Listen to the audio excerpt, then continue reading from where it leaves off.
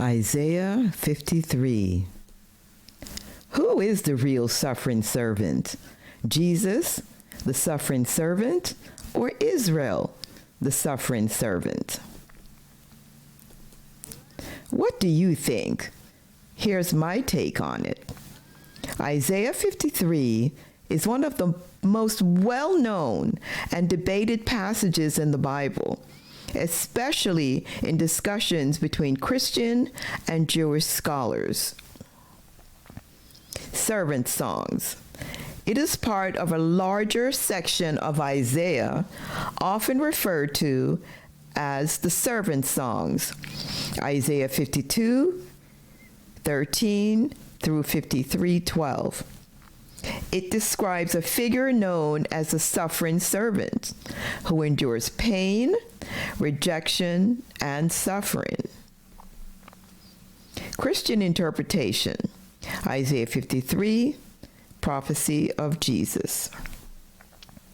From a Christian perspective, Isaiah 53 is viewed as a messianic prophecy that is fulfilled in the life, suffering, death, and resurrection of Jesus Christ.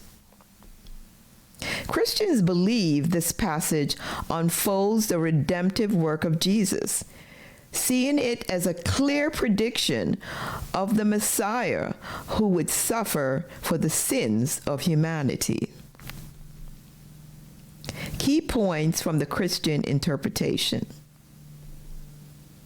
Suffering and death. He was wounded for our transgressions. He was bruised for our iniquities. Isaiah 53:5. This describes Jesus' crucifixion. The suffering servant's afflictions, Christians argue, reflect Jesus' sacrificial death on the cross for the sins of humanity. Substitutionary atonement. This explained as the Lord has laid on him the iniquity of us all. Isaiah 53:6.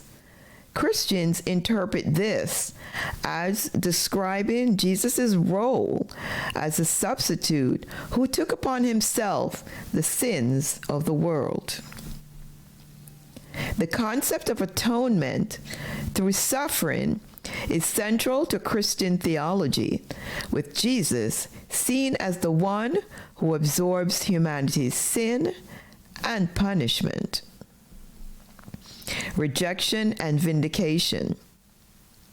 He was despised and rejected by men.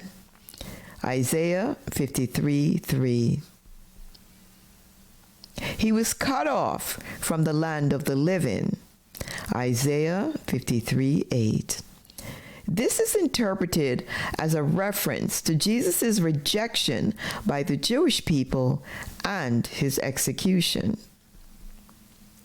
Christians believe the passage also points to his vindication, as seen in verses like Isaiah 53:10 through 12, which speaks of the servant seeing the light of life, interpreted as the resurrection.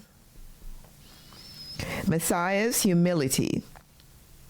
The description of the servant as someone who had no form or majesty that we should look at him. Isaiah 53:2. This is seen as reflecting Jesus' humble and unassuming nature during his earthly life.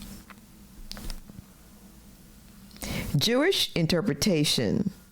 Isaiah 53 refers to Israel. Jewish tradition. The prevailing interpretation of Isaiah 53 is that the suffering servant represents the nation of Israel, particularly in its role as a collective servant of God. This interpretation views the suffering described in this passage as the historical suffering of the Jewish people throughout their long history of exile, persecution, and oppression. Key points from the Jewish interpretation. Collective servant. The servant is understood to represent the Jewish people as a whole, often called God's servant in various places in the book of Isaiah.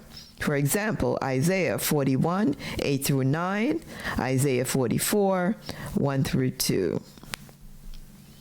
In this interpretation, Israel is seen as having endured suffering and persecution on behalf of the nations, remaining faithful to God despite hardship. Historical suffering. The description of suffering in Isaiah 53, he was despised and rejected by men, a man of sorrows. This is viewed as a reflection of Jewish history, particularly during periods such as the Babylonian exile, Roman persecution, and other times of great affliction. Jews have often been scapegoated and punished unjustly, which they see as being described in this passage.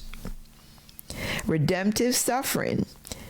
In Jewish thought, the concept of suffering for the sins of others can be understood as Israel's role in bearing the consequences of the sins of the nations, or being wrongly blamed and persecuted for their faithfulness to God. In this view, the suffering of Israel brings about a kind of moral or spiritual redemption, as they serve as witnesses to God's existence and faithfulness. Righteous remnant. The figure of the servant in Isaiah 53 is often interpreted as the righteous remnant of Israel, those who remain faithful to God throughout their suffering. This remnant is believed to carry the hope of eventual restoration and vindication, much like the servant in Isaiah 53 is vindicated at the end of the passage. Who is the Messiah? Jewish Messiah. The traditional Jewish interpretations generally do not associate the suffering servant of Isaiah 53 with their Messiah. He is instead understood to be a future king from the line of King David. In Jewish thought, the Messiah is seen as a victorious and righteous leader who will redeem Israel and establish God's kingdom on earth, not a suffering figure who dies for the sins of others. Key differences between the two interpretations. Aspect: Christian view versus Jewish view. Identity of the servant, Christian view, Jesus the Messiah. Jewish view, the nation of Israel, or the faithful remnant of Israel. Nature of suffering, Christian view, suffering for the sins of humanity leading to atonement. Jewish view, Israel historical suffering under oppression. Purpose of suffering, Christian view, atonement, salvation, and redemption of all people. Jewish view, to witness to God's truth and endure persecution. Fulfillment, Christian view, fulfilled in Jesus' life, death, and resurrection. Jewish view, ongoing throughout Jewish history. Messianic expectation, Christian view, Jesus is the suffering Messiah. Jewish view, the Messiah will be a future political or spiritual leader who brings peace and restoration. Christian view, Isaiah 53 is a prophecy about Jesus Christ, who suffers and dies for the sins of humanity, offering salvation through his sacrificial death. Jewish view. Isaiah 53 refers to the collective suffering of Israel throughout history, with the servant representing either the nation of Israel or a faithful remnant that suffers on behalf of others. The two views differ.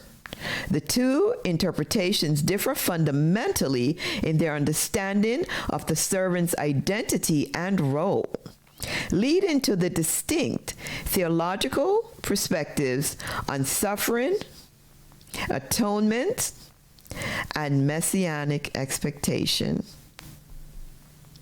Who is a suffering servant to you? Thank you for watching. I hope you enjoyed the presentation. Please like and subscribe.